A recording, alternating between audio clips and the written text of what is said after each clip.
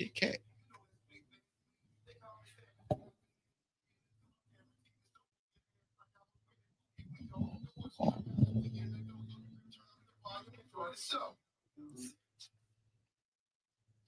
Yes. Happy Sunday to each and every one of you. I'm happy to be here. Welcome, welcome, welcome. B949 WATV, the show, Vital. I am Lady Wu, your hostess, your producer. And in the studio, I got the gentleman with me. Guys, introduce yourselves. What's going on? It's your boy Ready Eddie. What's up, Birmingham? It's your boy Jay Hat. All right now. So the third Sunday is always about dating, mating, and relating, and there's always a lot to talk about. So one of your favorite topics is on right now. We're excited about it, always ready to get into it. And yeah, so before we get to it, I have to be courteous and ask, how was your week? My week has been pretty good, pretty solid. Same show, new episode for the most part. That's how it be for me. Okay. Clients going to schools and doing random projects all the time. Just being random, just Yep. doing my thing. Random. I get it. very Okay. Random. Jay, how you been? Oh man, pretty good. All is well in the Ville. Pretty busy week. We've launched a new podcast with me and one of my deacons, and it hit Okay. off to a big thing. First time I've seen that before, where you can be real and raw. So we gave insight from not speaking to loving on each other in a real relevant way. You and the person on the podcast? Me and the deacon. Okay. Yeah. So Okay. it and a lot of hope for pastors and deacons in our context to get help from that meet. It was good stuff. A whole hour solid of good stuff. And then today, the Ramsey High School concert choir came and blessed the mount with their voices. Kids did amazing. That's It was a what's up. great day. Look like times are old. Both choir stands packed.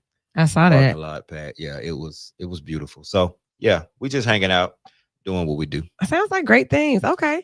Well, as for me, thanks for asking. I got back into the swing of things. I guess I could say that. I felt like I was swinging all around the things and just kind of ping ponging, but I got back in the swing of things, got reorganized professionally, and just kind of feeling better about things. So that's what this week brought for me. It was work, but it was good work.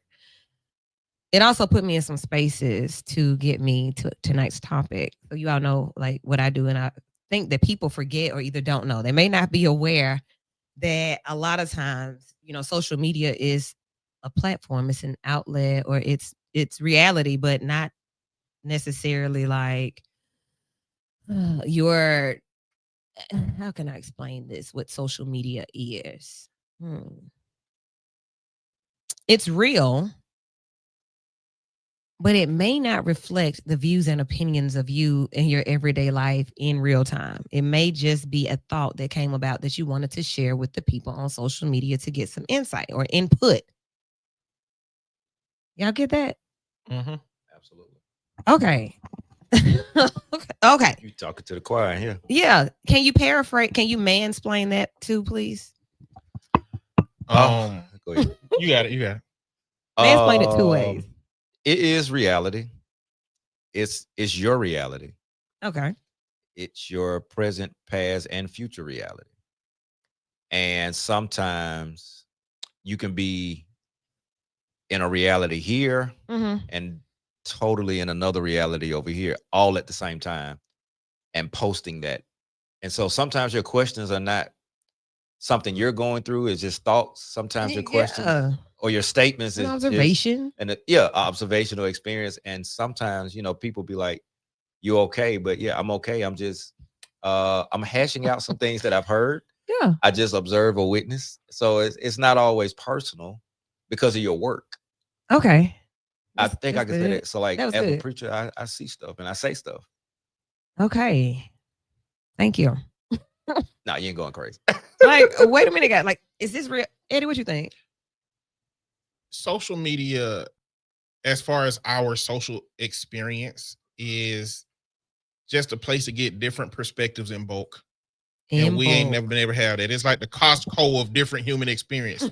Wow. And when you see such a wide range of human experiences, a lot of them make you question if your experience is right. It makes you question how you look compared to how people be making themselves up. Mhm. It makes you question if your relationship's supposed to be going how it's going. It makes people say that, oh, it's better over here, it's better over there. You're offered greener grass all day long, every day, and it takes you out of what you do to be present on your own grass. Okay. Okay. Yeah. So, feelings in bulk.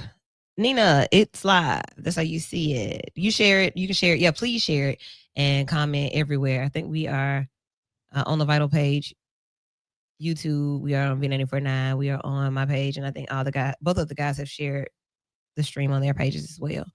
So, with all of that said, I made several posts, a series of posts, and I said I'm going to start doing that quite often because in the course of a day, I hear and write down probably a page of things that I feel should be shared or that I would like to share and get more insight on, or just to share because somebody may need to see it because somebody needed to hear it or whatever.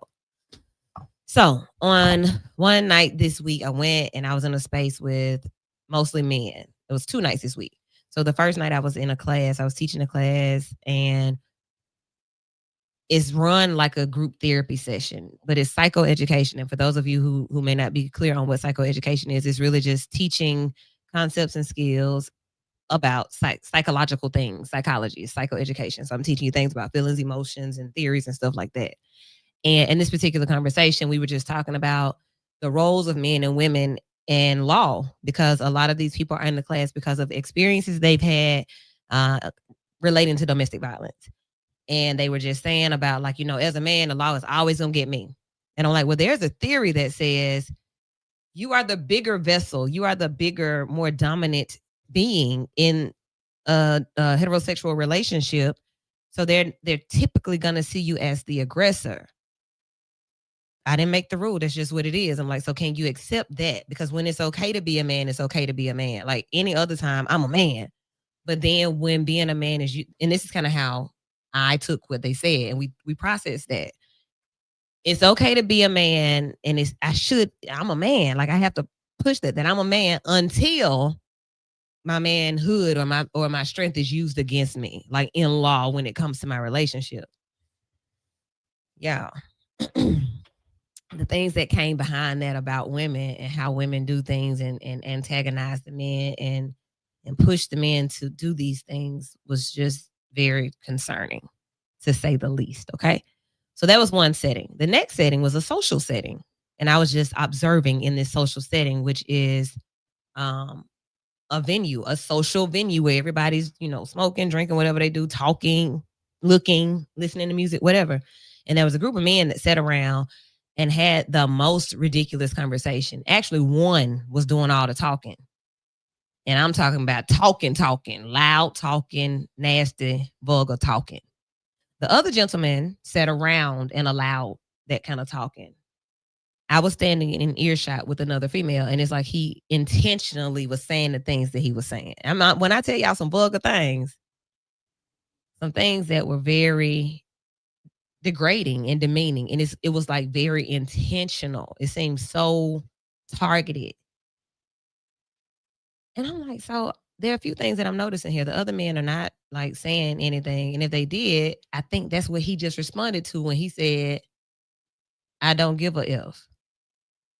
I said, oh, okay. So it doesn't matter that we're even standing here. Okay. So keep those in mind. And I'm going to share a short story with you from Genesis. From Genesis. And it reads, so God created man in his own image. In the image of God, he created him, male and female, he created them. God blessed them and said to them, be fruitful and increase in number, fill the earth and subdue it. Rule over the birds, the fish of the sea, and the birds of the air, and over everything, every living creature that moves on the ground. Let's fast forward.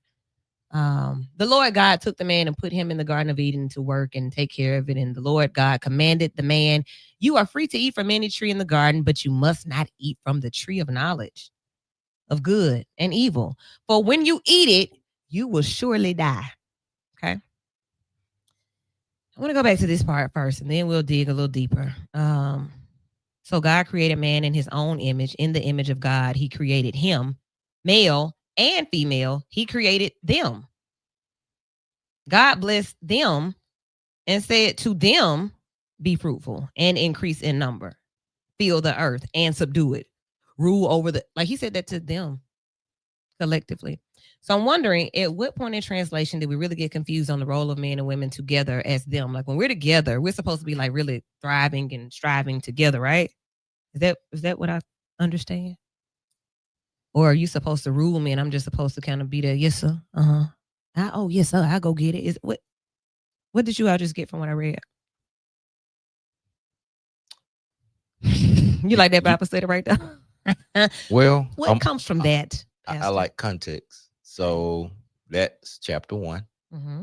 We have a whole chapter 2 where you see the formation, creation We're of getting there. the woman. Okay. And then you have chapter 3 where there were consequences imputed for actions. Okay. And that's where you get a lot of brothers with the rule thee part. Okay. Now, to believers, that's the Bible. Mm-hmm. To non-believers, that's not their reality. Okay. But it's conditioned because most of the people that trained you have that as their reality. Mm-hmm. Okay.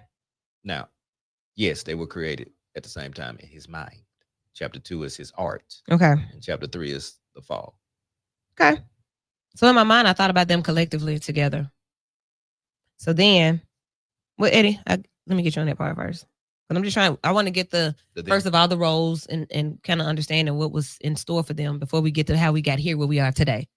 Well, I mean, I'd be on the non-believer side of that conversation, so. Like, don't know nothing about that. I don't know nothing about that. Okay. But I just, it wouldn't make sense for God to create the same capacity in terms of mental load and carrying what needs to be carried, like the same kind of brains, the same functionings. Like there exists women that far supersede men and men that far supersede women. Mm-hmm. If it's possible for men and women to be on that same scale, it wouldn't make sense to create somebody that's that close to equal and expect some level of dominance, especially when he directly be like, hey, run these animals.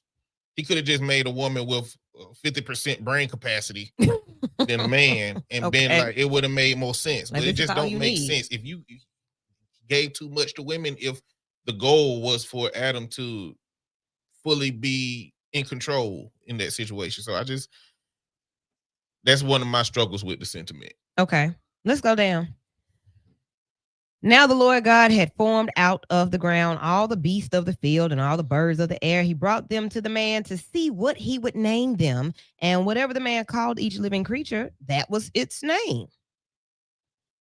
So the man gave names to all the livestock, the birds of the air, and all the beasts of the field. But for Adam, no suitable helper was found. So the Lord God caused the man to fall into a deep sleep.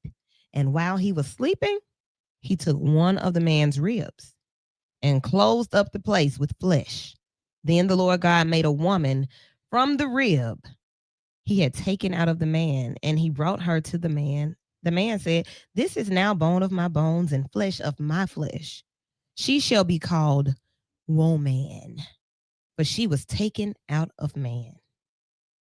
Let's pause there. I was created to help you from you. You gotta love me and take care of me, and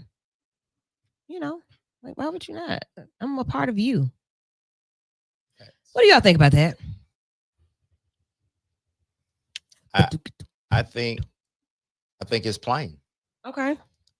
A brother was in a space, and if I can lean in, I will say he's in a space. He's not lonely. He's alone. Okay. There's a difference. It is. Okay, that's for another day. That's another show. Yeah. It might be, but probably not. So I'll be going with you though. He has purpose. He has an assignment. He has a mission. But even in this text, he's still not the provider. He's the manager. Right. The provisions have been made. Do this, do The that, do. provisions have already been put in place. Okay. So he is managing the provisions that's been entrusted into his care. Okay. Including. We hadn't even got to her yet. Okay. He has a job. Yes. Okay. He has a responsibility. Uh-huh. He's providing. He is, and when I say providing, he's providing for that which is under his care, management, right? Then the one who created him said, it's not good for you to be alone. I'm going to give you a helper, one suitable for this task. Yeah. Doesn't say anything about her on the same page. Doesn't say anything about that. Now, what is helper? So that's the big question we have to look and wrestle with. What is a helper? And then, like, if you look at what he was already responsible for doing, like, this is what, yeah. So, I mean, so like you said, it's pretty clear. But Eddie, as the non-believer in this conversation. First off, that boy had to look real crazy with an extra set of little ribs in there. One was gone. Huh? He took one out. He could have just took one. Yeah. Cause was it lopsided? Because we got symmetry in here. So if he took one, did he have 7 and then it turned into 6? Or would he have to take out a set of ribs? You know what I'm saying? That make that middle section. What one rib? Let me get one rib. Chris Rock.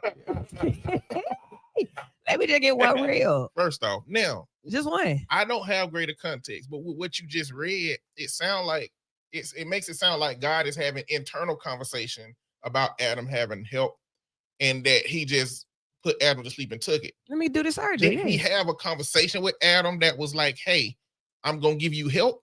I don't know. What is that? What happened? No, Adam didn't even say he needed help. Adam didn't even know he needed help. Adam don't know the concept. Adam don't know nothing. Just name the concept of help can't exist if you're the only person that exists. So Adam can't have no. Whatever you tell somebody who don't know what help is to do, they just got to do it, right? I don't think the emergence of help that shows up in your active duties. Again, if God didn't say, I'm giving you somebody that's going to be under you to help, I don't think just the active existence of a job that you get help for means that you are the authority on it, and hence the lead authority. Now, you can be the lead authority by experience, but it does not mean, that doesn't guarantee that you're suitable for that role forever, because if that person supersedes you in that knowledge, now what do we do? I still want to help you though. I'm still inclined to help you. But are we to dim the light of the help because they have somehow gained that achievement? Do we say you should now forever, whether you are capable or not, be down here because I was appointed in this place? Okay. I hope you're listening closely because the conversation gets deep. 994-8949 if you want to get into it. If you're a man or a woman and you want to be a part of this conversation because you're a man or a woman, call in. This is just the beginning of the beginning. This is how it got started. And here we are in 2026 having some very barbaric conversations about men and women in relationship and friendships existing. We don't even know how to do that together. Did the first issue come when they were in the Garden of Eden, where they had been instructed to not eat from this tree? Let's see who he told. Let's see who God told. Adam had already just declared, this is now bone of my bones and flesh of my flesh. She shall be called woman, for she was taken out of me, So let's go on down to the fall of man. And I'm just going to go. The woman said, okay, let me just give you context here. Now, this serpent comes in the garden, okay? Basically, I had already read to you about the tree of knowledge. They already knew this. You had already, this tree has been pointed out already up there in the beginning. Don't eat from this. But serpent comes in. He was more crafty than any of the wild animals the Lord God had made. He said to the woman, did God really say you must not eat from any tree in the garden? The woman said to the serpent, we may eat fruit from the trees in the garden, but God said, God did say you must not eat from the tree that is in the middle of the garden, and you must not touch it or you will die. You will not surely die, the serpent said to the woman, for God knows that when you eat of it, your eyes will be opened and you will be like God, knowing good and evil.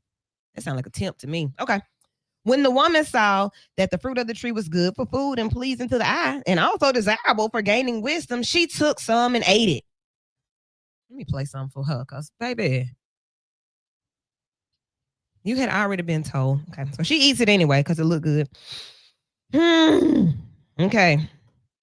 When the woman saw that the fruit of the tree was good for food and pleasing to the eye and also desirable for gaining wisdom, she took some and ate it. She also gave some to her husband who was with her, and he ate it. First of all, Adam, you were supposed to be in charge of all of this. Why did you not, baby, you are to help me. Why are you even talking to him? What is happening here? It's some other stories about what could have happened, but let's talk about what was supposed to happen. What was supposed to happen? Because y'all heard the instruction. They were given, he was given clear instructions. Okay. And he was to witness that, share that with said woman who does not have a name yet. He ain't even named. And he don't have a name yet. My, y'all just out here. Okay. Now, she eats, he eats because he's with her, which means in his silence, he's complicit. So I ain't saying that. So I'm with it too, basically. And it's there we get that tug of war. Okay. This is where I believe that tug of war of mentality, mindsets, attitudes, dominion, ownership, rulership, authority. Because instead of silence, he should have said, "This is what God said to do. Yeah, and this is what we're gonna do." Period. Now, we can get to the little boy story, but there's some deeper pieces here. Number one, they were given a boundary by God. They crossed it. Whether she ate, he ate, because they both ate at the end of the day. They both ate. Okay, but we ate because she broke the rule. She was seduced by the snake or whatever. Like, I'm gonna do it anyway. Let me try it. Here, boo, eat some. He eats it anyway. Girl, I'm not eating it. If he wouldn't have eaten it, we wouldn't have been cursed. Okay. We wouldn't have been cursed. Yeah. You know, now all this is cursed. And cursed is the ground because of you. And you got to work. All that. I'm kicking and you now out. You know you naked. You ain't even know you was naked. We wouldn't even had to wear clothes if Eve went around here listening to somebody outside her husband. When did husbands become ill-equipped? Was it with Adam? Because his ass should have said, Eve, no. Now, this is where I might interpret. Did Adam not know the concept of dominion then? Adam seemed a little slow, didn't he? I'm just saying, either he knows the concept of dominion and we got to talk about why he didn't act on it, or he didn't know that he wasn't supposed to at times maybe listen to Eve. If we're going to say that he was put over her, okay, then the weight of the accountability is what we're going to talk about in that situation. You know, now, one of my struggles in this situation is it feels like the whole tree existing is a trap. It's a test. It was a test. I told you don't do it. All these other trees and you on this one. Why? And that's it. But eat that one. Which means that God knew everything that was going to happen in the series of events that it happened in. Duh. Correct. Why even start a test? Why not just start Adam and Eve in the conditions that they were in after they failed it? If failing it was inevitable. Because they still had a choice. Now, that's not really choice. Yes, it is. Ed, I told you, don't get it. Either way, other point that I struggle with is I really want to know what their knowledge really was. I feel like they was about 3.5 to 4 years old. In the same way, if you tell a 4-year-old don't touch that, they're gonna walk up to it and just sit there and stand in front of it and eventually touch it. I got to have that one. And again, somebody who don't know they naked, they ain't 20. You know, but I'm the first one, Eddie. Exactly. You don't know what nothing means. I'm just over here. The other people over there, we don't even know about that. You don't know what nothing means in this part of life. All you gotta do is trust me. What was the difficulty? Trust. Right. Why you can't just trust me? But we trust that they knew what trust meant. Their brains is little. They ain't been here enough for 3 months. See, okay, and see this that's how men try to rationalize the stuff they do now.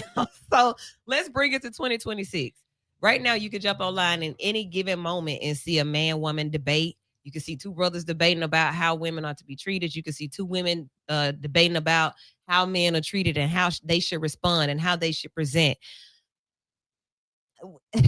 Yo, where did we go wrong? Was it in Eden or has it developed over time? So that's the bigness of this conversation. Like, where did we go wrong? There was an era in time, and you look at this is the beginning, but an era in time where the Black family unit was like that was a staple, right? Like power to the people collectively. And then even if families were dysfunctional, it still was functional enough for us to kind of try to thrive together. Now we don't even want to be around each other. I don't even want to try to date or engage with you because y'all ignorant. That's kind of where people are. And it's not just women that are in that space, but men as well. It is a very disconnected, disjointed idea of relating, dating, and mating and all of that. All folk want to do is mate, eat, drink, and be merry. I think it's some pathological issues here. Okay. We make it seem as if the Black family was really a unit for real. There are really short snippets of that time. Since our being captured and brought here, there has been a system to separate us. Yes. Okay. That behavior has been repeated. So someone has to make a choice to undo that curse. Just not enough of making that choice. It's a mindset. And so, yeah, they did when we needed each other to get out of this financial or whatever. But once you start removing the thing that held the unit together, and all these other options come out, now the Black woman doesn't need that piece to rest on. So all of this is by design, like you said, it's pathological. It's all by design. To me. It's all system. Okay. And we like if we can all say that we know that there were systems put in place to make the demise of the structure of the healthy relationship. If we know that, why don't we combat that? I don't think any form of solution can be found in figuring out what Adam and Eve was doing. That's first for me. Like, what were they even doing? Yeah, I don't think they make a difference. I think where we go to is, I talk about patriarchy all the time. If you go back to the roots of patriarchy, it's in the concept of ownership. Men and women used to have a more equitable journey. Again, thousands of years existed before all of this. So in different cultures, men and women's roles have wavered in and out. And at some point, there began to become a greater gap between what is expected of women and what's not. Because a lot of men don't even see women as a helpmate. They don't even see women as that. They see women as objects, as their body parts, as their duties, right? And so I think another part of the problem is there's no point in trying to figure out what's wrong with men and or what's wrong with women. It's about figuring out if the person that's in front of you, as a man looking for a woman, is that woman in front of you meeting your needs? And is that man in front of you, women, meeting your needs? And if they're not, how do you communicate with them in them meeting those needs? Because if you just sit there and be like, men is like this and women is like this, and applying that potential to the person in front of you without saying, what does this person have? Like, I want the person in front of me to say, what does Eddie have? What is Eddie missing? Yeah. So at the end of the day, not generalized. No, not general. We got to zoom into the individual experience of the people. We get caught too much in needing answers for those questions. But people are scared to get involved with a person because of like we started off talking about the big picture of social media. You scroll 10 minutes and you see, you don't see people really saluting healthy relationships or sharing that they're in healthy relationships, or, it's always some extra piece lingering about what healthy relationships look like. And I don't mean that we have to be in a titled relationship. I just mean the way that we interact with each other.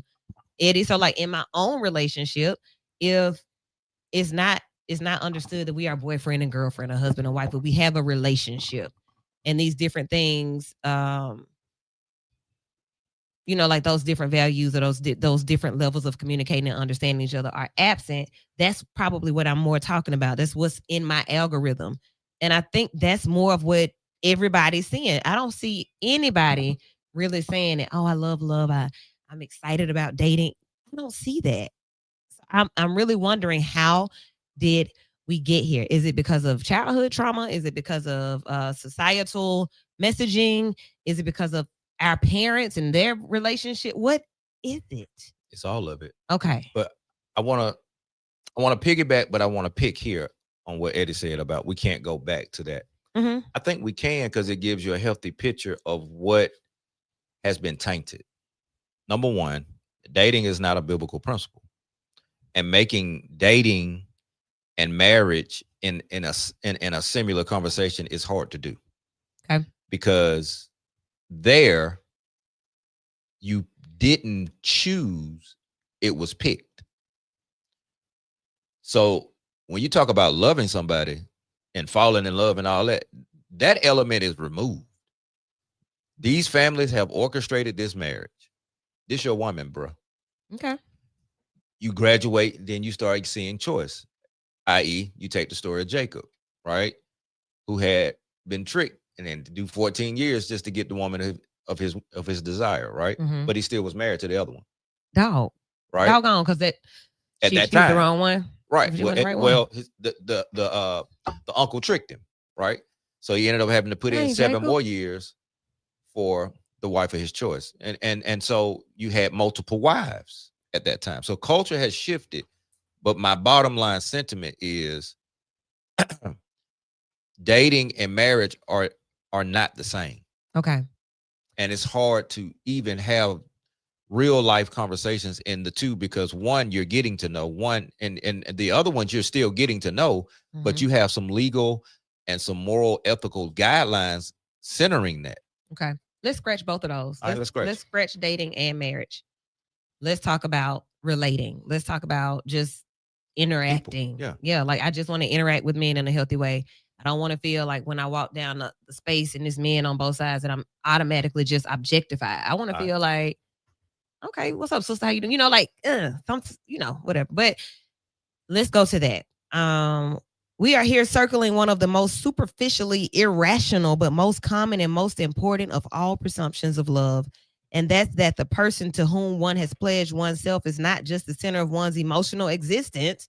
They are also, in a very strange, objectively insane, and profoundly unjust sense, responsible for simply everything that happens to you. So when you enter a relationship, you start trying to date, you put everything on that person. It's all this is just what that is. It rejects our creative endeavors. It overlooks us in promotions. It rewards idiots. It neglects our talents. It delays our flights, loses our keys, sends our luggage off to far-flung destinations, and almost all the time we cannot complain. It's too difficult to tease out who is really to blame, or even if we know, we can't say, but I'm going to blame it on the person in front of me. The only person to whom we can expose the multiple grievances is the one that we're supposed to love. If that's what love sounds like, I don't know if I want that. So how did we get here? So, what up, Kurt? Kurt said, love is about sacrifice and commitment. People are not down for that. And it does not. So before we get to relationships and marriage, just day-to-day functioning. Do we even like each other? Now you're getting somewhere. I can't stand women. I hate men. Oh, good. How we get there? Hurt. Okay. Who hurt you? Because think about it. We talk about just relationships. Most people, I believe, get that part right. We don't have no problem with the 5-minute, 10-minute, 2-hour, 4-hour piece, right? It's the long-term piece that I think gets the like, we can hang out. We at the bar, we chilling, we cooking. We at the cookout. Don't we at come the picnic. home with me though. And it's don't longer get in my piece. intimate space. Yeah. You got what I'm saying? Like, hey, what's up, woo? Dop. Kick it. You got all that. Mm-hmm. I think the thing for me is the respect, though. It's a baseline level of respect as a human. Forget the gender, as a human. Thank you. That you owe everybody. Okay. That's me. Okay. I agree. How do we get here, Eddie? Social media hurt on display. What's the comment right there? Trauma. Okay. Trauma. That's a big piece. We don't have a good relationship with ourselves in many instances coming out of childhood. So how can we have a good relationship with somebody else? And what does it look like when two people that don't have a good relationship with themselves get into a relationship with each other. And what happens when one person who has a good relationship with themselves gets into a relationship with somebody who doesn't have a good relationship with themselves? Yeah, probably everything I just explained, huh? Exactly everything you Like, just what in the explained. world? Yeah. All of that. And then when two people who do have a good relationship with themselves get into it, there's still so many different, cogs that's moving in opposite directions that need to be realigned and fixed and worked on, because two people still bring both of their own experiences together and sit right there. But like, we got to talk about trauma. Whoopings did a lot of heavy lifting on people believing that, pain is a part of love. Yeah, because I'm doing this because I love you. Yeah, No, I'm you're getting doing this whooped to doing it because I love you. So if a No, you man, don't. if a man or a woman put their hands on you and say, I love you, but sometimes, now what do y'all think the response to that is? The same experience that we supposed to be gave our mom and daddy. I'm sorry, mamas and daddies that was whooping your kids. It is what it is. I got my butt tore up. But like, we do have to think about the outcome that our childhood experiences gave us when it comes to how we perceive love, how we perceive connection and relationships. Okay. It makes a difference. Let me throw this in here based on this comment right here. Well, you don't see those positive elements in today's DMR you mentioned because of the dark places that many people are in, which is trauma. There's a lot of hate going around, and many people love seeing people not getting along, divorcing, etc. Many love seeing fighting, crashes, etc. No respect in it. I want to go to when I made the status about being in those rooms. Like, there were a lot of comments, and the men, all but maybe one or two of the guys in the comments said that I need to be in better rooms. Like, the context, I just said I've been in rooms recently where men showed and said, like, openly said that they didn't like women. And then it ended up that I needed to be in better rooms. I was like, well, that's without taking into account why I was in the rooms or anything. It became about me being in the wrong places, and these men can feel this way. That's kind of how I took that. Like, well, so all right. So I would argue, are they? Well, I would ask. The question is, because there was the thing, spoken, unspoken, custom, tradition that when men are talking, women will leave the room. Mm-hmm. Right. However, let's get back to respect. Let's say you are the person sitting and having that conversation, and he's standing there. And what I say is, when we talk about basic human respect, if you don't want it done to you, then don't do it to people. So why? Because you're not going to want to sit there and have that conversation had about men, and you're on the other end around all women. So to me, it's a matter of just growing up in your emotions. Okay. It's basic RQ to me. And RQ is relational intelligence. So the fact that we even would think something like, if it's a room full of men talking, a woman shouldn't be in there, or whatever that means, like, not, like I said, not taking anything else into consideration other than the fact that men and women are not the same. That's really all I heard in that, and that you, woman, should find different rooms to be in. Not asking, well, hey, were you teaching? Hey, were you providing some type of service?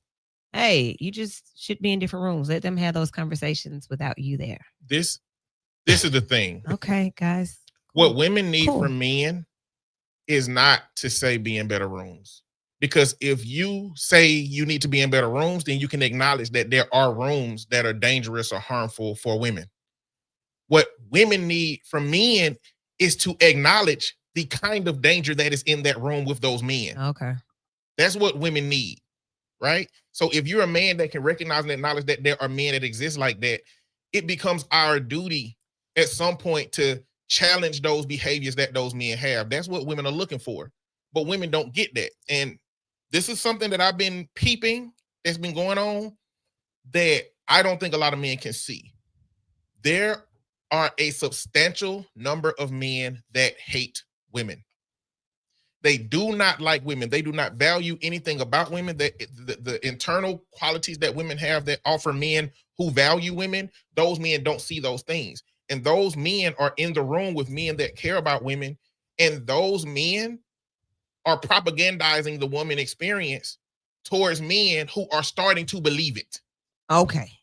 Well said. in greater numbers. It's not like everybody don't have bad experience. Every man have bad experience with a woman somehow. That is not an indictment on every woman that exists. And those men treat it as if it is. And when I'm having these conversations online, I'm not anti-man. I'm pro better men. Say I'm okay. And that everything you said is exactly what I was feeling. I'm like, now sitting in a space with other men, I would have expected, like people say, a real man to get up. Hey, bro, chill out. Like something.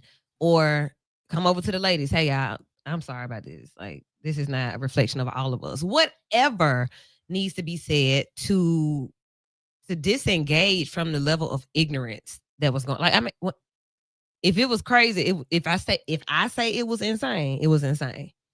Yeah, because you got a deep well. Like come on, come on with the ignorance. But this here, I like that spin, Eddie. I'll go ahead and push here, and this is coming from both sides. A lot of people, men and women, but especially boys, have mommy issues. Oh, what you say? They have mommy issues. And that, to me, is where a lot of the disrespect stems from, because of I hate my mama. Some injury with mommy. Dang. That has wounded said boy, and until they go back to heal that little boy and those issues, they run around with this anger, they run around with this pain. Like, they're hard, but who taught you to be hard? My mama was. So in the same comments on that post, we got into it. Like, people, I'm gonna repost it or pin it so that you all can see it. But that came up, and a lot of people were saying like, the mama issues for sure, and then finding women that are nurturers and givers like those mamas should be, and abusing them or not seeing the light in them because you can't get past what you saw in your mama. My mama was the reason that my daddy wasn't around because she crazy or whatever you saw. My mama bullied me and beat me because I'm a boy and she wanted me to be tough. My mama dated multiple men, so I think women are whores. Like, whatever that is, whatever those wounds are, can those wounds really be healed? Can they really be filled? Can they really be healed? No, when it comes to mental health and trauma, no, they'll never be healed. Right. They will never. Your experiences will never go away. They will always be a fixture. But those fixtures, if you don't tend to them, can reach out and grab you and pull you back there. The goal of the journey is to make those fixture statues that can no longer move, can no longer impact you, can no longer drift over into your current experience. You know, until you do that, you're going to be stuck in a situation where you're going to be projecting whatever experience you have onto the women you date. And I talk to people about how there's a particular dynamic that happens when a man leaves his mama, right?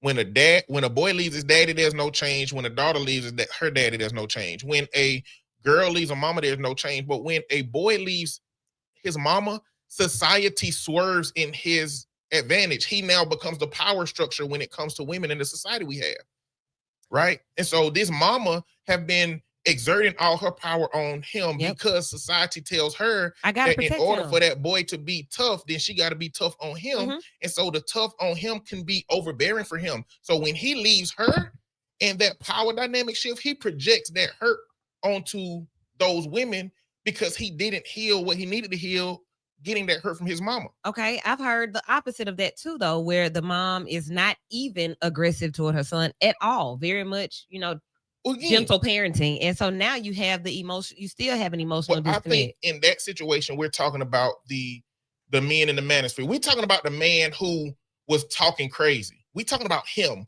coming from a man that was hurt by mama, right?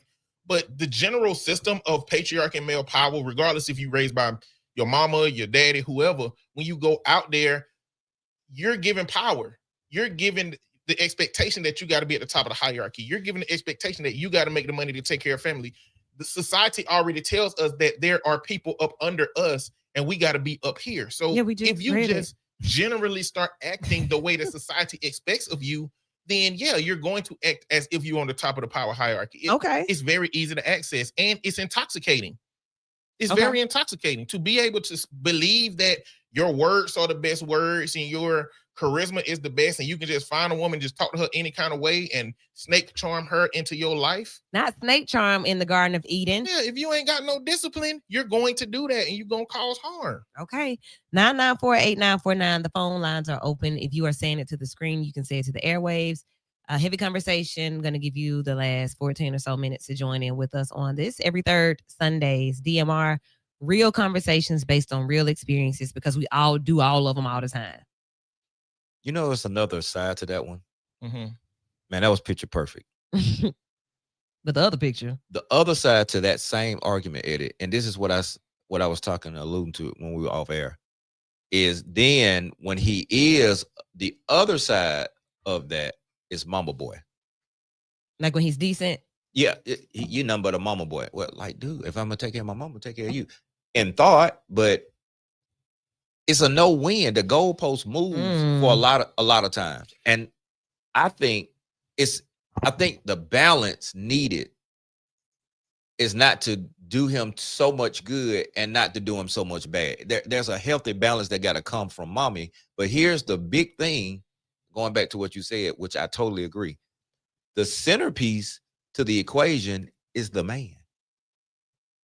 When the man is visible, not just present, Okay. visible and vocal, the training of the young boy, he gets to see that. He gets to model that. He gets to learn that, because whether your dad is there or not, you still got to learn it.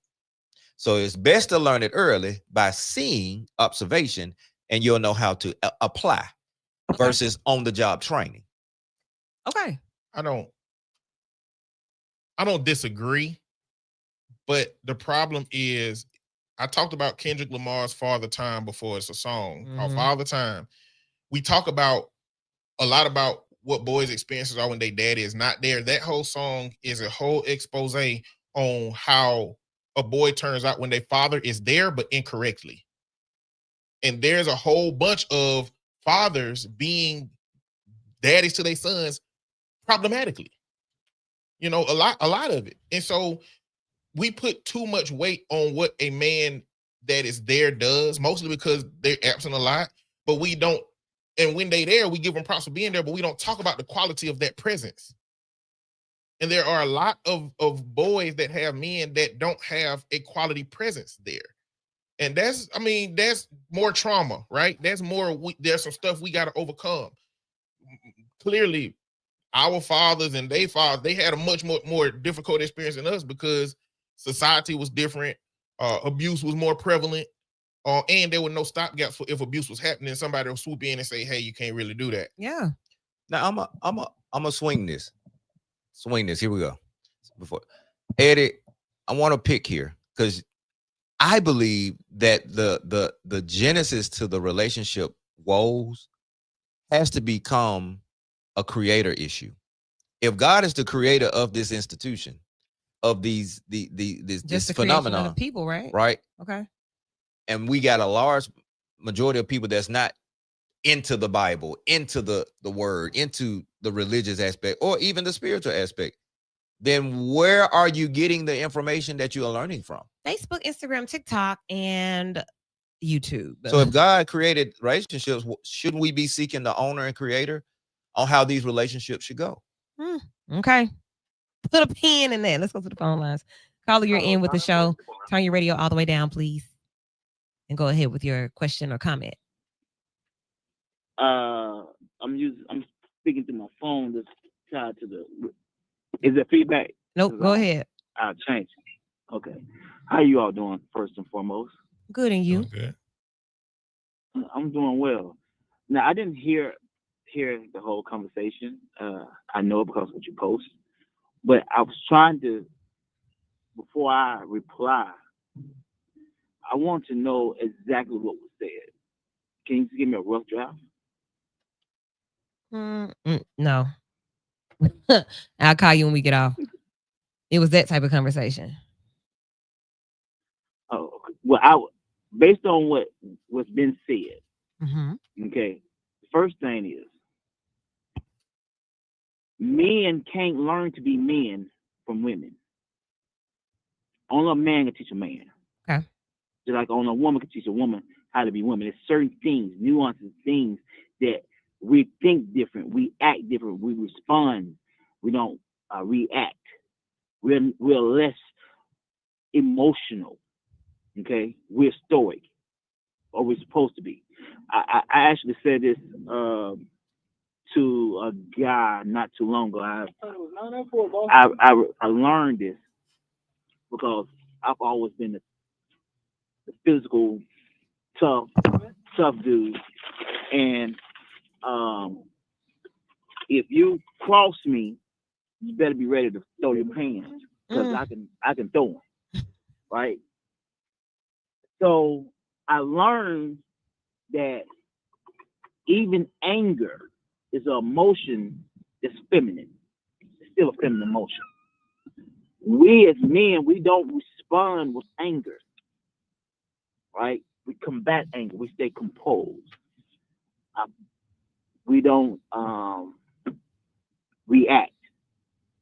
So I've taught that to my son, how to respond. Now, we're not always successful as a man doing it because there are certain lines that men are going to draw that you can't cross. Because if you cross the line, then it's going to be war. Okay. Right? Those are just characteristics of men. All right. So a woman can't teach a man. Now, as far as what, just looking in on what you wrote on Facebook, my question would be, is a lot of men now are having standards, right? And a lot of times when men have standards, let's just say a man say, hey, I don't want a woman that's big, right? I don't want a woman with a stomach. We're viewed as being bad when women say that they don't want a man that don't make 6 figures. Okay. You're entitled to have a type and a choice and all of that. Yeah, so why is it that it look bad when a man says, I don't want no big woman? Okay. Ken, I will say that's not what was happening, but I totally hear you. And as for the conversation, I'll share that with you. I will leave you with the question of why does it matter what was said if the people in the room were disrespected? 994-8949 is the number if you want to be a part of the conversation, male or female, man or woman. Just talking about how we got here as far as like how we relate. I hear a lot of times people saying, I really feel sorry for you all because this is sad what you're experiencing. I'm like, hey. When I hear sentiments like that, it'll be easier for me to hear that those are aspirations of men. You know, so saying men don't get angry and saying that we are not successful at getting angry, like that don't make sense. It just don't make sense. Men do get angry. Men are all of the things that he said men are not. Men are that sometimes, all those things, because they're human emotions. We all exist in the range of emotion. Yeah. So it's already a red flag to me when I hear we don't do those things. We do. We do them all the time. Now, how we respond to them and how we engage with them are different because society has given women the freedom to be expressive and have reduced men to not being able to be expressive. And so we end up silencing ourselves into blowing up at some point. But you've seen angry men. You've seen men go off. You've seen men blow up. You've seen men be irrational. You've seen men, all these things. One point of reference to that from the first group of men that I talked about, we discussed that a woman can teach a man not how to be a man, but how to be a respectable, emotionally intelligent, well-balanced human. Yeah. So in these classes, that's what this woman is doing. And we talked about anger, and I asked them the question, well, where did you learn anger? Most of them did say from their mothers, because these men grew up with their mother. They didn't learn anger from their mama. Anger is a natural human emotion. And it's the way that you express anger. So that was the lesson. Mowgli out there in the jungle became a man without men or women.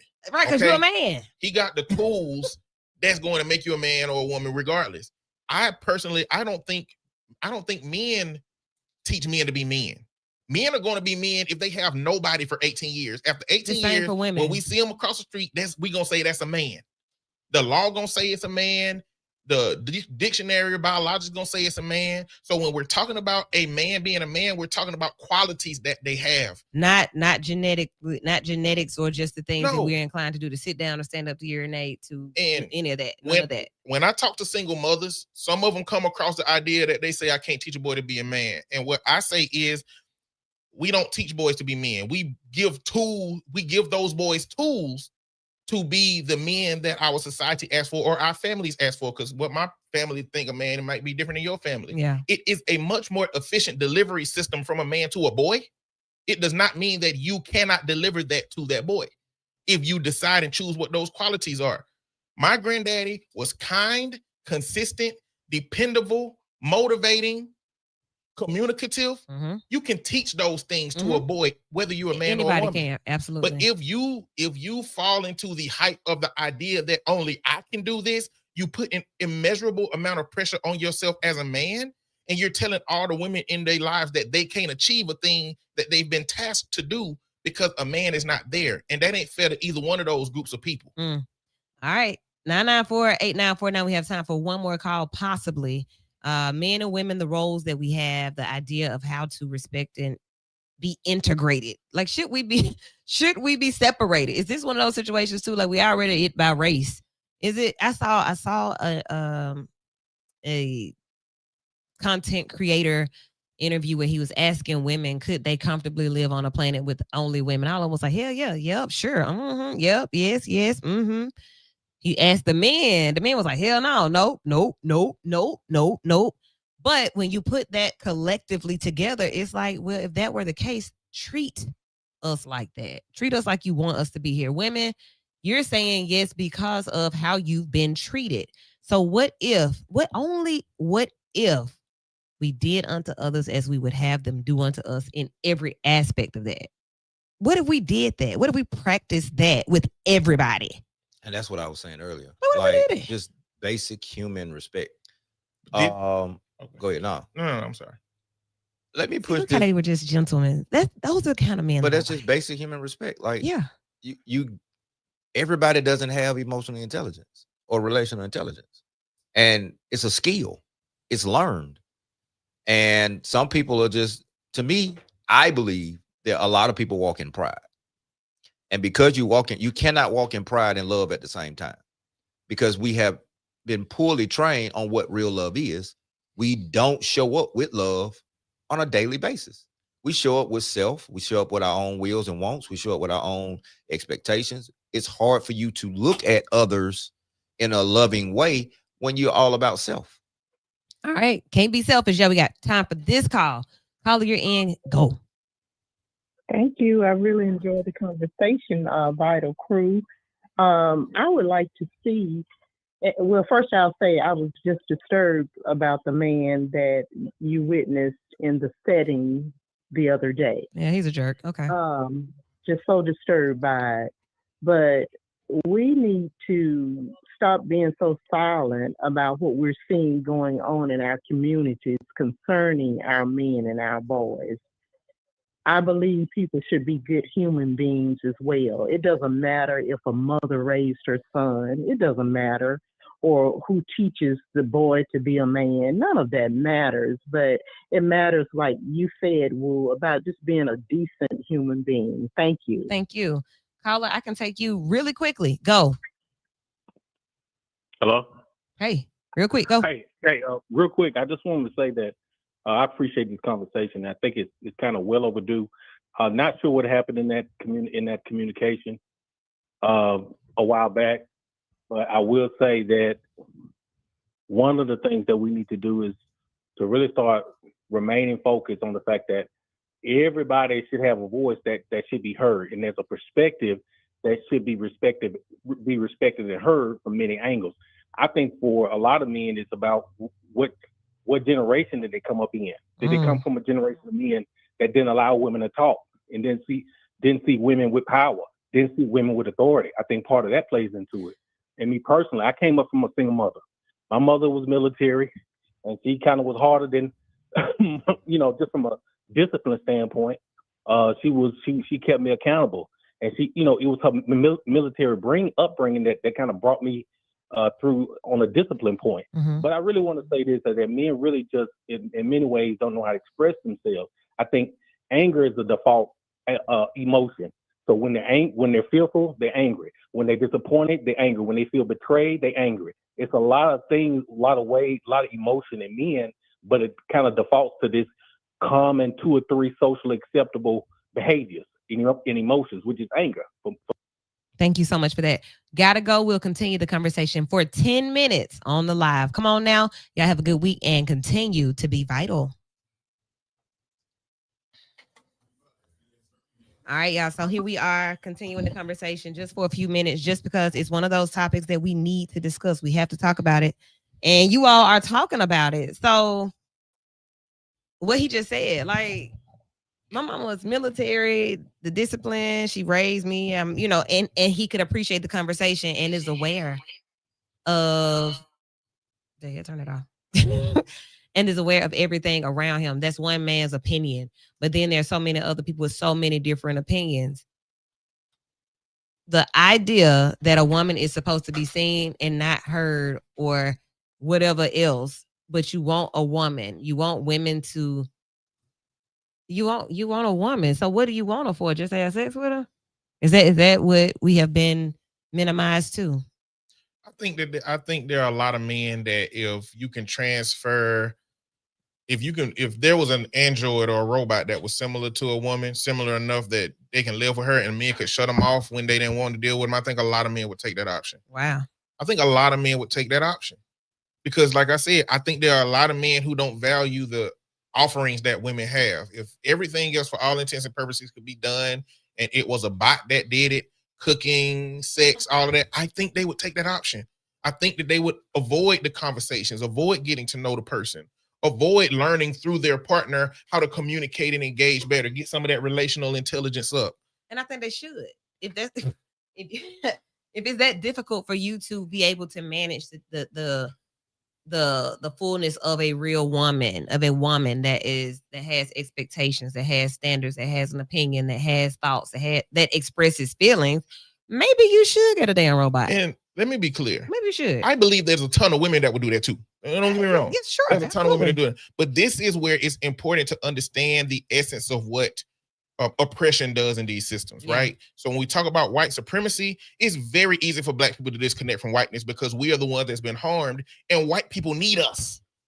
It's the same thing with patriarchy. It's very easy for women to disconnect from men, but men, we need them. That's what's found in that example you're talking about where those dudes were saying, yeah, I'll go live on women saying I'll go live on an all-woman planet, men saying they wouldn't. It's because we centered women to our existence.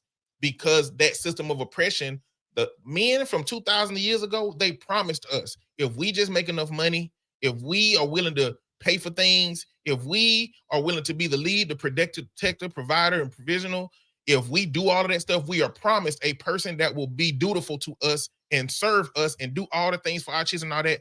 That was just a promise that they made with products that wasn't theirs.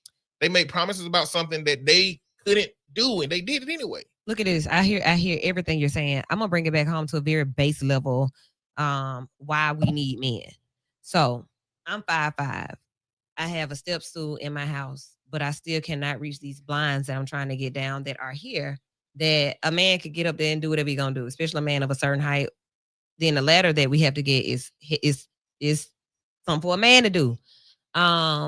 When I'm trying to open a jar of peppers, I wrote a story about this. I had this jar sitting on my countertop for a week because I couldn't open it. And I did that. I did all that. I had the little thing that they give you at the health fair. I had that I couldn't open it. I needed a man for that.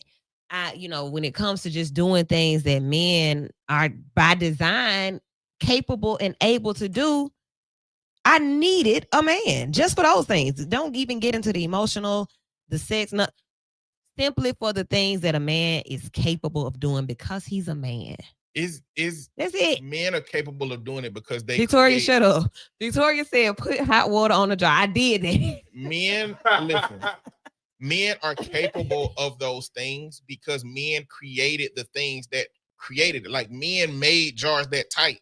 Like, why you If- do that? If men all disappeared tomorrow, women would just create a model of jars that ain't that tight when you close them. That's just, they would create a ladder that goes up higher, or they would structure their living spaces to where blinds don't even go up that high. All Men that. created all the stuff. Men created society. So that's the difficult part of this conversation. When you don't get into the roots of men creating these systems, you don't process it in a different way to where, yeah, I mean, we say men are designed to do it, but it's off of men's design that they are designed to do it.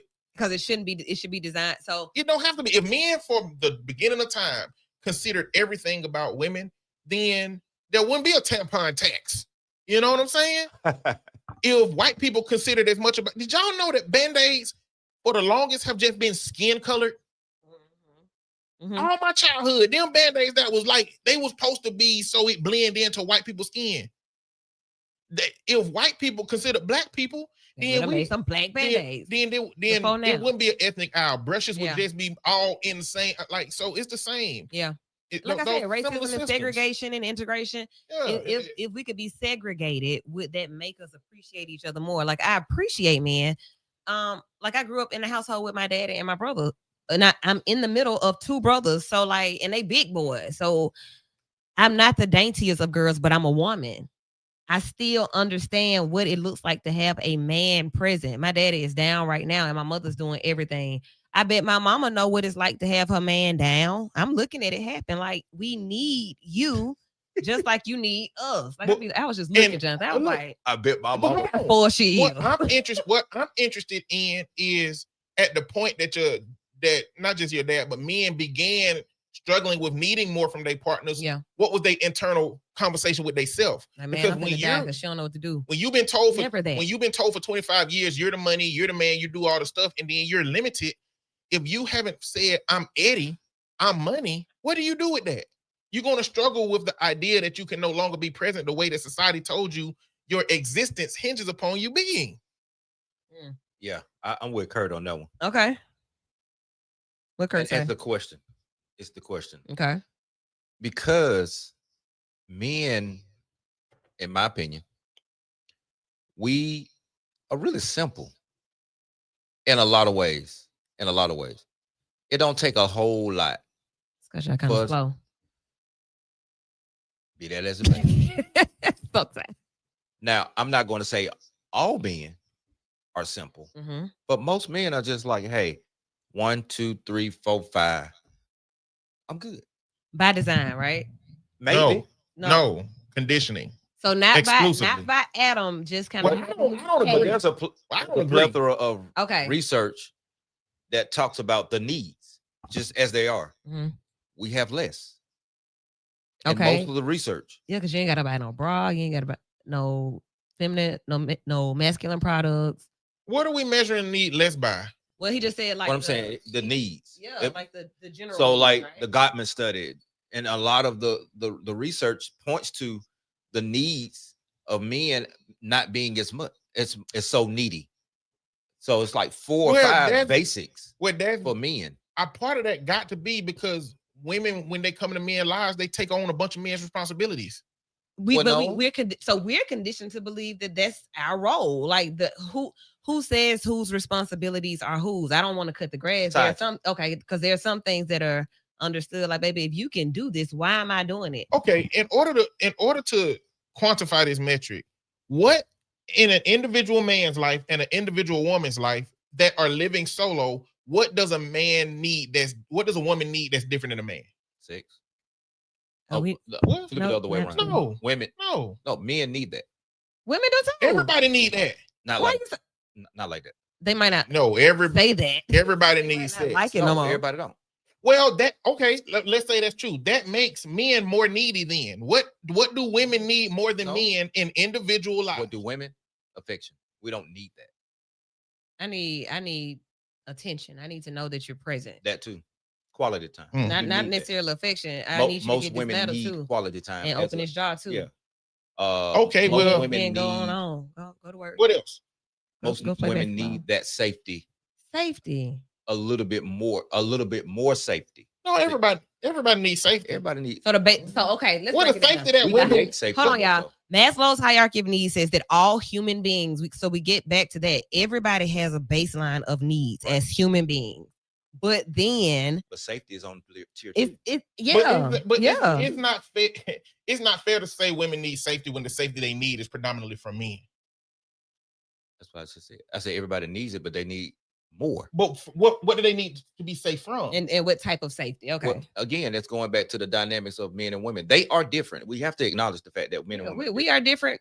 And Period. so- we are different from each But other. I'm saying, what do women need safety from when they just by themselves? When they just a solo life, solo living? What do they need safety they're from? communicable. We're really not. We don't really have to have a whole lot of words. They speak way more words than we do. But safety. What's that related to? How do I they relate would to safety? say- No, would I say- think you said what you. No, we agree. Women and men need safety. I'm saying women need more safety. But what does more safety look like? Well, hell, you talk from a What- vantage point. I think that's purely I'm subjective. saying, and what I'm relative. saying, if I'm the woman, so I can say what I need what safety means to me. So let's go back to that. The purpose of the conversation was to educate each other on the needs and ideas of each other. I've never been a man. Y'all have never been women. So a lot of times we have these conversations trying to prove points. I don't care about that. What I care about is understanding who I'm spending time around. Okay. Okay. So when I say safety, because of the anatomy, because of the design, if you're present with me, you go out first. You do what you're designed to do. But in a position like what Curtis said about the independent woman, if I'm alone, I have to do that, which is not always the first. That's not really how I'm wired, but I'm wired that way because I have to be.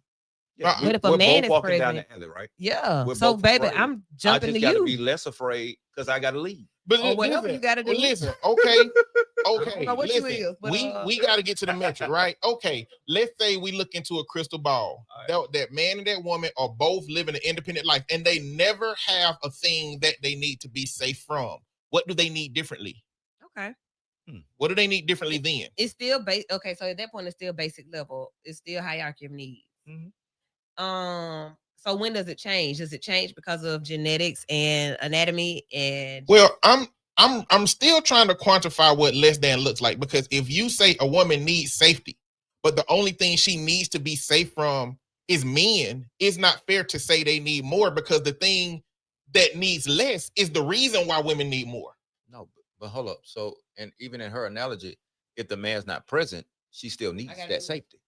Whereas we're walking outside. and it may not just be from men. I will say this. It's not just Yeah. safety from men. Emotionally, yes. This is what I need to know. Emotionally, That's yes. what I'm saying. What do you need to be safe from outside of men that men don't need to be safe from? as well. So like bears, dogs, getting hit by a car, that's all of us. Men need All the of us, same right? level of fear for those things. You're right. So okay, you're right. So does a man need safety from his woman, or covering from his woman in relation to other women? Yes. But not more. Well, very little. Okay. Very little. I think we said the same thing. Y'all just did now, yeah. That's what I'm saying. So, like, how we are wired, I think it just goes back to men and women are wired different. And we see that, we know that, we just accept that. Because it's by design. We see it. Like it is that. So I'm a believer. So women are the weaker vessel, not weaker in terms of all the other stuff that some men make it to be. Weaker because there are things that men can do that women Yes. shouldn't be doing. Yes. Because I don't believe that women can't. But like I just saw a comment, Does she I cut cut her my own grass, and Yes. she felt that. Yes. Her 'cause that's muscles what gonna it be is. feeling that in a minute. She's gonna have to get in there and take that good But bath. if she Sandy, cut grass who's as not much right? as men did, then she wouldn't feel it the way men don't feel it when I they don't do know, it Eddie, consistently. Because even getting down on the hill and you talking about pulling that motorbike up, that mower back up is a difference. But that's a matter They're not of designed for that's that a type matter of how. No, that's a matter of how prepared your body is. If you do it over time enough, then your body becomes conditioned to whatever it is.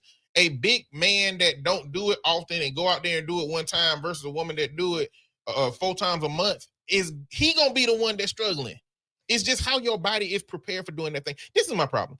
A lot I of gotta tell my problem. in this conversation, Victoria said a woman needs someone to listen to, and ain't no shortage of men saying they wish they were heard. So men need to be listened to too. You know, but my big problem Not in as this, much. Get you. It don't- Y'all, I now don't y'all think- just don't say I don't it. think much matters. When it comes down to individual men, us as individuals, on a scale of 10, some of us want to be listened to at 10 and some of us want to listen to at 1. I don't think we can put men together all in the average and say men need that less. The men that needed a lot. The men that don't need it a lot don't need it a lot. We can't break that down no more than that. But I think that some of what you're calling wired, I believe to be conditioning. Okay. And I believe that some of the conditioning that we have, we believe is wired, because I believed it until I didn't. And when I did it, I began communicating differently. I began being vulnerable differently. I began having better relationships. I'm having a blast dating and being in relationships for the last 10 years. I've had a blast. I haven't had problems. The stuff that men be saying be going on, I don't have that stuff. I have to correlate that with maybe being a therapist, maybe seeing a whole bunch of relationships, going to therapy myself, learning how to communicate, growing intentionally.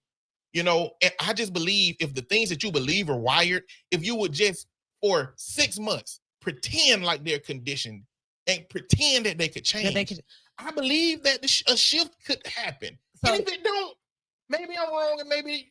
So look, we talked about the wired mama like that. issues being able to change, like somebody being able to work and massage those issues to not be issues anymore. And now you don't carry those mama issues with you into society every day. But I'm gonna say this, just to bring this all the way back home, because we said 5 minutes or so. I just told y'all that I got some blinds up here. Didn't nobody say, you know what, I'll be over there. I'll come out there down in a minute. Then neither one of y'all volunteer, and both of y'all are men, and both of you are my friends. So that means you probably didn't even hear what I said for real.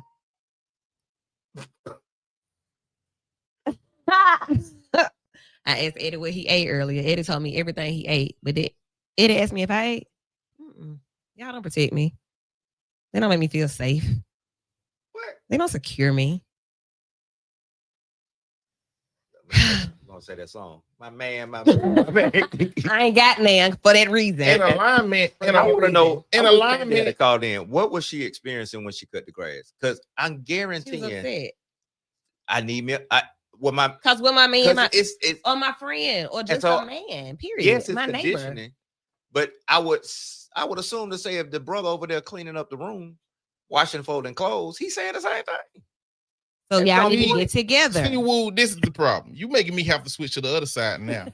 Because Eddie to pop this leg up. Come Yeah, on. Come on. are you saying that instead of you communicating to either of us directly what you need, you passively give us a sentiment and you want us to pick up on your needs from the sentiment? Some women do that. Okay, you're right. What damn? Some women do that. Now I'm direct. Y'all know I'm direct. Like, hey, I know. but I just didn't think. So I will say this, and this is real talk. My homeboy here is in a relationship. You just said, like y'all just said, you're in a relationship. So there is a level of respect with that. I do pretty good with my friends and their partners. Like, that's Woo. Woo ain't trying to get me over here to do nothing to me. She need me to do what she asked me to do, and I would do the same for my friends. So, Curtis, get off. So I try to practice that because I want to do unto others as I would have them do unto me. Period. So that's always what I live by. Like, I don't want to treat anybody any other way than I want to be treated. I want to be available to my male friends that say, well, yeah, you know, if one of y'all ask me, hey, will you come clean up my house? You know, I would do that because I love to do that. Sure. And I get over there and see how nasty it is. I am going to talk about you to you, but I'm going to do it. It's a lot of insecure people, Okay. and there is that a part of the issue that you just insecure? It's a lot of that. A lot to me, it is. There in terms of that part. No, in terms of that part, like you're not secure enough to say what you want. Okay. And I think we have a part of that because, again, going back to, it's not safe to say what you want and how you feel because the labels, the stereotypes, all of that plays in to us showing up who we need to be. Like Eric said, once I unwired, which I'm in the process of unwiring, you see it totally different. And you show up different. But you can still talk about everybody, how you used to be. Yeah, everybody ain't on that level. That's what I'm saying. Like, everybody's not on the level to like where you're emotionally mature. I just keep hounding on EQ, RQ. everybody's not there. A lot of people present that, Facebook it, but real life, they faking it. Yeah. Because when you get into a conversation like this, Eddie just said what he said, and it was just like out of mutual, because we're all in that space. But let me Boom. say this. Wu accepted that. She did. Wu took that. You know what I'm saying? And a lot of people won't do that. Some people will push back intentionally, right? But the way that I communicated that to Wu, I deemed that she regarded that as an acceptable way to communicate that. Absolutely. So it goes back to that EQ and their RQ. How are we nurturing those relationships? Also, there's no relationship that I have or have ever had that if somebody that's in my life like Wu called and said, can you come do something, that I would be stopped from doing it. I would deal with the backlash if there is backlash, but that would also probably be close to the end of the relationship. So Eddie, can you come and get those blinds down? Absolutely. Will you also cook something for me, please? I definitely will. Because I've been waiting on you to cook something. I know, man. Eddie said it. I mean, Victoria said, Eddie, go get them blinds. I'm gonna go get them blinds. So yeah, 100%. you know how they get crooked. Yeah. I put them all the way up, 100%. and I You just struggle. can't get up. Yeah, so they just been up there. I got you. But my dad, my dad down. My other friends, I don't want them to come to my house. So yeah. Yeah, you could have called. We could have came and got the blind. You ain't had to be sitting there. I just had to use it as an example, you guys. You ain't have to be planet viewing. But man, like, to me, these are the conversations. Our culture needs them. Yeah. Because we have more trauma. And to me, the pathological piece of it, to me, is what that trauma continues to repeat itself, because no one is talking about the healing side of it. So before we go, y'all, can I ask a question about the trauma and the things that we've experienced that make us and Kurt, you know what blinds I'm talking about, because you know these blinds, like they crazy, they too high. At what point in any type of engagement do you get into why you do the things that you do, how you do them, and why you feel how you feel about things? I know for me, a lot of times I use sarcasm, and I am a humorist. So I'll talk about my experiences to whoever it is that I'm talking to. Like, yeah, last time I heard it, and it was like really just pulling my leg. I'll say something like that, but that's to tell you, like, I done heard it all before, and I don't know what, like, I don't know. That's a trigger for me when I hear these things and see you doing the things that I saw before. I'll communicate that. Are people capable of really telling people that they're interested in or that they engage with in any way? Like, look, I do have some mama issues. Or I'm working through some insecurities when it comes to me in these spaces and blah, blah, blah. Like, if we started doing that, what would our reality look like? Far different. Yes. Far different. So is it okay to do that? You have to. We have to. And when? Somebody said it earlier, maybe the caller, the silence. This is what I went back to earlier. Okay. He was silent. Silence is killing us. Whether it's not telling the truth, not giving police information, the silence is killing us. Right? I'm talking about no other people but Black people right now. Silence it's killing us. Okay. I get it's a time to speak and be quiet, but at the end of the day, we doing too much silence.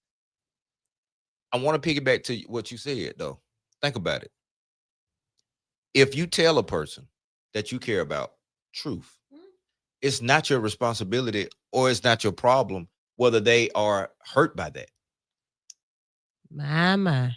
Because this is if just this the is truth. to make you better, and if it's an honest observation, as my friend, you should be able to accept my truth. Well, you should call it observation instead of truth. About yourself? It could be both. About the thing. No, it can't be, because unless it's 2 + 2 = 4, then well, if truth it's something is you subjective. did, and we're acknowledging something you did or For do. me, I would say it's like it's a part of me because of something I've experienced, or because of my mental health or whatever. Like, so yeah, sometimes I do have the tendency to overreact to this or that. Okay, it's because of this. Like, it's a cause. That's the truth. That's really truth. what it is. That's not an observation. That's the truth about me to the person that I'm engaged. It's both. Well, I made an observation to come to truth. Let me tell you. Let me address that for real quick. The way that you navigate that is not telling them about themselves. It's about telling them about your experience with them, and they do what they will with that information, because your assessment of them is it's 20 different ways a person can get to an experience that you having with them. They Okay. mama trauma, conditioning, past relationships. It is not your job to assess how or who they are. It's just tell them your experience. Mhm. Okay. Hey, That's fair. So let me ask this question. Same this breath. experience that I'm having with you has created irritation from me, frustration from me, and anger. Yes. All right. And I need you to know that it's this reason you said these words in this way at this time. I don't have the space for this too many more times. We have to figure out what that is. And by That's a good we, way. sometimes it's by we, I mean first you, and then when you I'ma bring that to support me, then we can figure out how that not happen again. For sure. Okay. Now she used mommy issues because Mhm. that was one of the analogies. That may not be my experience. That may be from me hearing from you and some of the experiences you're having, right? So if that's the observation, I think it's okay to share, hey, this is the observation. But that's doing what you're saying is what men be referencing when they say women bring up the past when you tell them about their past experiences. When I tell you that I got mama issues, Yeah. and she say, well, you know, this thing you're doing, that's because of their mama issues, that be the reason that men say we don't share with women. That's why, No, men do shut down quickly. yeah. Right. So using that is not effective in what you're trying to achieve. If you're trying to get a better experience, they just need to know what your experience is. If you don't tell your experience, It's not my experience, it's their experience that they're having with them. so are you saying that you haven't been impacted? You just see a person's issues impacting them outside of you, and you're just It telling? So Yeah, I because think- usually it shows up with women mostly, what? right? The mommy issue. What you mean? Like the woman having mama issues or the woman No. identifying a The man boy, with mama I'm issues? using the man because that's what I referenced earlier. Okay. The man having mommy issues is usually going to manifest itself more prevalent in the heterosexual space. And so you have this history. I just use myself. Someone very close to me, I told 6 years ago now, Mhm. hey, man, A, B, C, D, E, 3, 4, 5, 6, 7, 1, 2, 3 marriages. Hey, can I share something with you? Okay. Right? I think you want to go and have a conversation with somebody about mommy issues. ABCDE. Yeah. Okay. From that conversation comes revelation and acceptance of fear of abandonment, blah, blah, blah, blah. Man, you know what? Just last year, you know what? You were right. I'm working on it. Maybe never get to that point without that conversation. Okay. Now, I knew this a couple years ago. I could have said it 10 years ago, but I just didn't. Yeah. Because I'm You know what I'm trying saying? to That's my part. that when- experience. when you're so you're speaking from the position of being a counsel to people. Or just being a friend and observing that. Okay. Hey, I- hey. Even though Pattern. that's the best case scenario of that. The worst case scenario is that they believe they love their mama. They have no idea that they got mommy issues, and what you just said burrows them down in a little bit more deep. So even still, then you speak about their experiences, what you know of them. Hey, the way I've seen you treat women, the way I've seen you latch on to these relationships and connections, there is something deeper going on with that experience that you have. You may want to explore these kind of relationships, these kind of things, but you have to speak on what you see of their experience. So, because of these mommy issues, and I'm hearing a couple things right now. I'm going to try to address them all together collectively. Because of these mommy issues, and Jay, as you said, the fear of abandonment and neglect, that means that I'm going to collect as many women as I can to fulfill all these voids and unidentified needs that I have. I'm just going to have all the women and create all the chaos that I can. That's point number one. Hold on to that. Number two, am I hearing that men are the crafters, the curators of most of the chaos that women experience? So there's two different things. Did y'all hold it? Did you I get can hold that? a second one. Okay. The first one was because I'm on the second one too now. But the first one, the reason that you have so many women and that you choose to not be committed and not be faithful. I am committed over here, but I do have all of these women over here too. Is that because of the fear of abandonment, neglect, and rejection, and whatever else, and ego, all the things? And then the second part was the whatever you holding on to. No, I had to put them together so we can go. No, not necessarily. It's a lot of times it's the lack of discipline and the ease of access. Okay, I agree. it's easy access to good women. Yeah, women. Women, period. Or whatever. If you Okay, show I think the discipline is probably show biggest yourself to piece. be a decent man, and you can rope any woman in, especially in this society. the You standards gotta are wrong. have the discipline to say, I do not desire to treat women like that. I do not desire for women to have this kind of experience. okay. And if you don't have that, you're going to be playing in women's faces, and that's what's happening. A whole bunch of men got that, and I would say a lot of that was my daddy is a philanderer because his daddy was a philanderer. And I'm not gonna say that all women are not are just good, upstanding women either. I'm not saying that either, but that kind of leads me to part 2 about women. Do women behave and respond the way they respond because of men in some capacity in their lives? Like a woman can cheat too. Let me say this Yeah. to what you said. I think most chaos Mm-hmm. is just two unhealed people being in a space that ain't fit for both of them at that same moment. I don't know that it's man bringing woman chaos and woman bring. I think the chaos are the men who are intentional about harming or unintentional about not harming. So I think most of the chaos is just that. I think there is a whole bunch of men who do desire to have a good relationship, a whole bunch of women who desire to have a good relationship. And it's just the way that men and women respond to those things failing looks so bad that it looked like it's the man all of the time when it was just two people that shouldn't have been in that space. You know, not to say that it's not, you know, that, but again, I don't really care about more or less. This whole conversation has been who do this more, who do this less, who causes it. The only thing that matters when it comes to you, if you're in a monogamous relationship, is that person in front of you. Eddie, we ain't even got to the relationship yet. That's the whole thing. It's not more or less. It's the fact that, like you just said, men can have healthy relationships all day if they were healthy because it's a plethora of women to choose from. It's more about even getting into civilized, respectable connections. If we just connect, but you don't really want me to talk because you can't stand your mama. Listen, That's great. Like, let me use these statistics. 3 more times in the last couple of years, men has been the aggressors in men-to-men relationships, meaning unaliving people. We ain't got to talk about men and women. okay. Anger. And why you so what you angry Lack of about? discipline. Yeah. And that's why I said I'm gonna lean back to the discipline because to me, love is a piece of that discipline. Yeah. So for me, men see it on both sides because we have not been trained properly to express that in a disciplined way. Okay. The conflict resolution starts with us because guess what?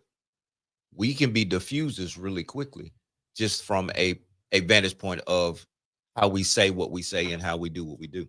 Okay. To me, someone has to de-escalate. It should be me leading the way. Should be. Because we're going right back to Adam. It should have been him saying, girl, Just kind of going back baby to girl. He told us, no, what are you doing? But like Eddie said, I also Right. think you got a lot of unhealed people, period. So that's what Cannon just said. I feel like none of us, and I'm gonna cross out none because you're being general there.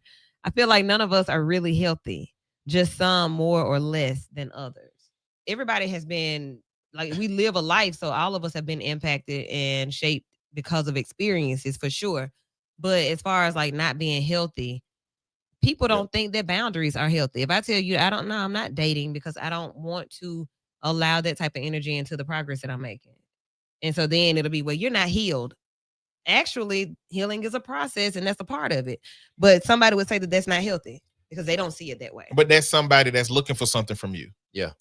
So And it's in their which best goes interest back to to- not see it as healthy. And which goes So- back to what I'm saying. It could be Because anybody. It we, could be a friend, Eddie, though. Just I a think female for anybody. It's a lot of us who can't just tell the girl, hey, I don't want a relationship. I just want sex.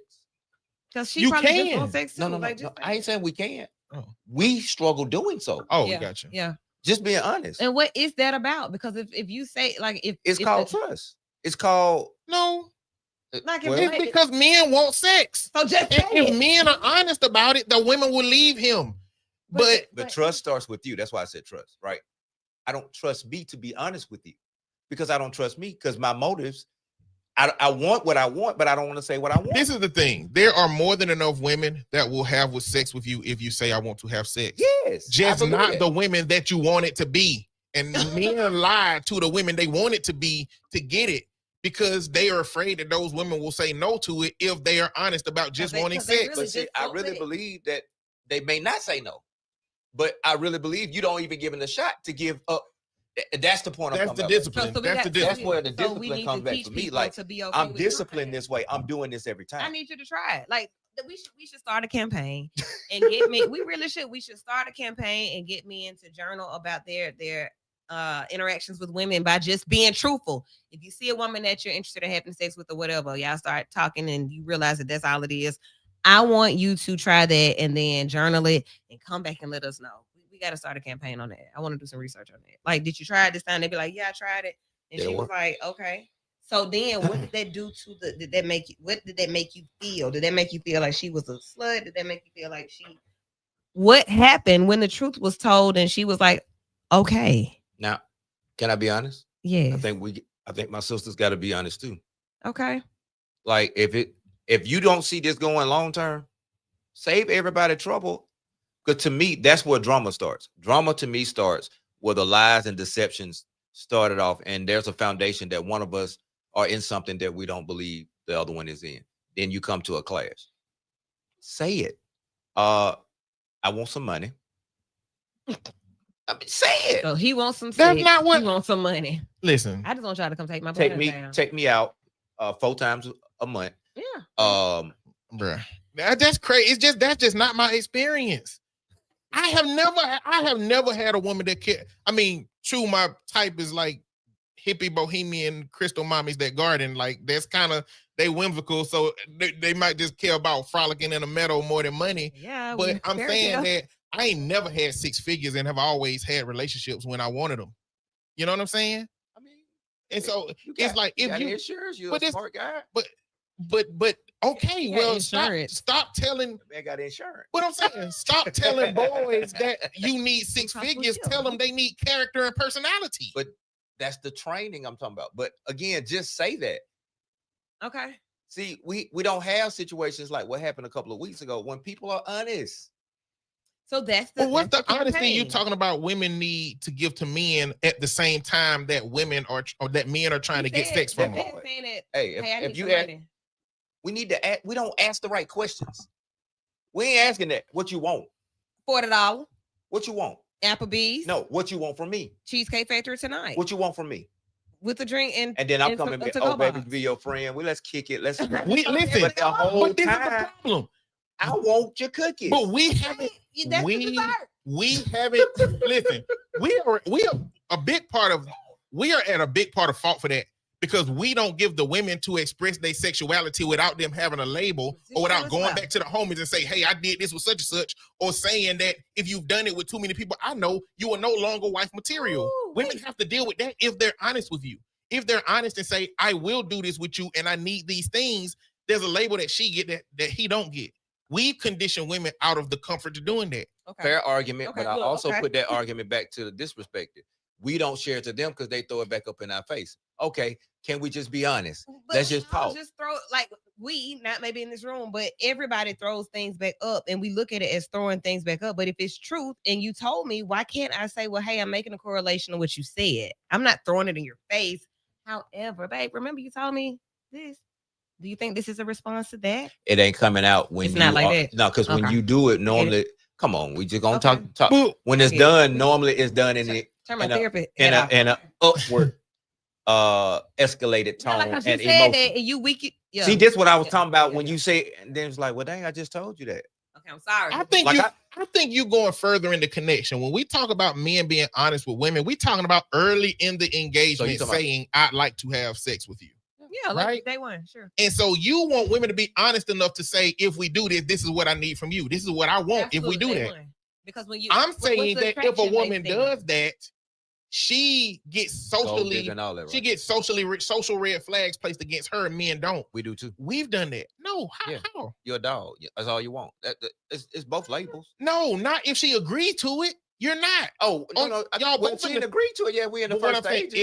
if she the first listen, stages is where shit happens. if she agrees to it, Okay. y'all, you're not in the same boat because she don't perceive yourself to be a dog Sandy. because she's with it. Okay, if she with it, But the then I problem- gotta be where she with. Well, after both of y'all are with it and y'all do it, she gets a negative flag against her for having an extra body and you don't. I get that part. Society wise, here's what I'm saying. We're talking about the unlearning of what Of they being taught us. free. Yeah, just And let's being talk free. to the people like, hey, this is the way to undo the drama. Say what you gotta say.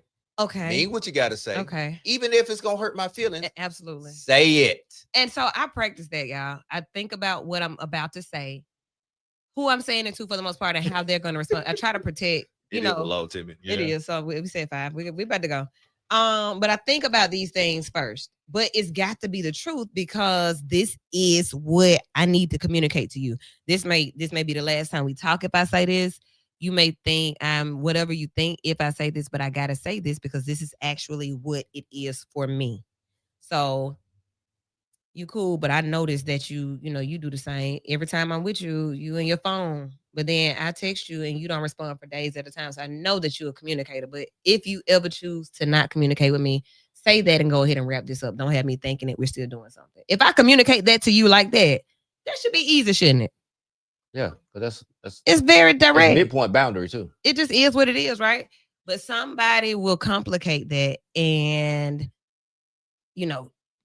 they would complicate that and make it be something totally different. It's just, it simply is what it is. And I think all of us are at the point in life where we should be able to do that.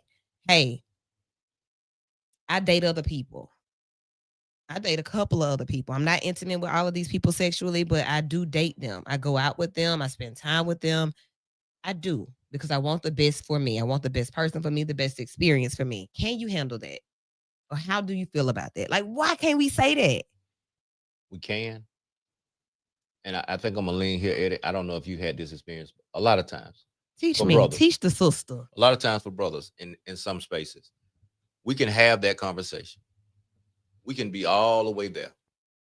And once sex comes into the picture, women like to change quarterbacks in the fourth quarter. What do you mean by that? What does the quarterback do? Well, the quarterback is calling plays. Well, relationships evolve, right? And feelings evolve, right? And so Gotta say just it. because But we I said we said, wasn't gonna catch no feelings, but, Eddie. but everybody in society now is smart enough to know that this be Going happening. to catch some feelings. There's no such thing about not catching feelings.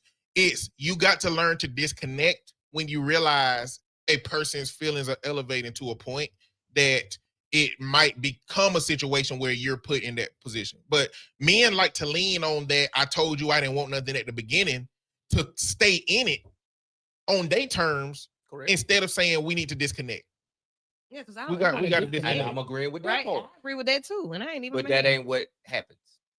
Yeah, I'm men, agreeing men, as long as it's kind of like at that point that the man knows that the woman feel that way, it has now converted to a relationship where he's on the back of the horse with a carrot in front of him, That Yeah. part. and Yeah. she's walking forward with that. Yeah, she's I'm walking forward chasing with it that. now. Yep, and it is the dope. It's the dopamine. It is the oxytocin. It's all of that. It's Yeah. the chemicals. It's the feelings of it. It's the familiar. It's all of that. But it's also the foundational statement of this is not a relationship. I just like whatever this is. But we need to stop saying. Let's So the be dude honest told about you he that wanted to too. smash. That was all he was looking for. Okay. Y'all smash. Mhm. You get what you want out of the deal.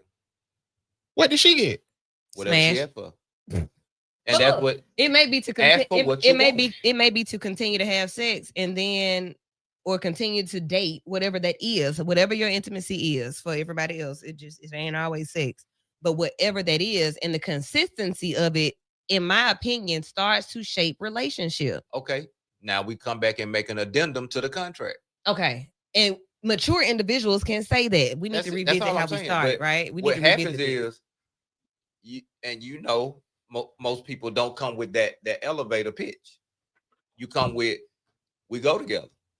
In the words of Cesare. I don't nobody come with that. I mean, I mean, unsaid. every now and then a woman Unsaid. come with that, but it's unspoken continued connection. Absolutely, it's It's unspoken. unspoken continued connection, and it's for women. now It's we go together. unspoken continued connection. For men, it's unspoken continued access. Now, with that being said, Men and women are different. You just said it. For sure. Venus and I mean, Mars. I ain't never said that they the same. I said that we all have the same capacity. For like We all have the same capacity. There's a I think y'all's a little different. Okay. Let's see. Final comment, because we said 5 minutes, 10 minutes, 40 minutes ago. If she put that smash burger on him, he'll see the light. and just spoken like a man. That's where we end. Come here, Doc. That's where we end. Thank y'all so much for continuing this conversation. This is the truth talk, the what Vital is all about, what dating, mating, and relating is all about. And it's not about arguing and going back and forth and trying to prove points through our trauma. It's about, I really wanted to get to hear what my friends had to say, my male friends say about relationships and being men. And I wanted them to hear me so that I could leave and not feel that all men are stupid. All right. Thanks, guys. Good night. Thank you, Curtis. Maybe you should join us sometimes. Bye, y'all.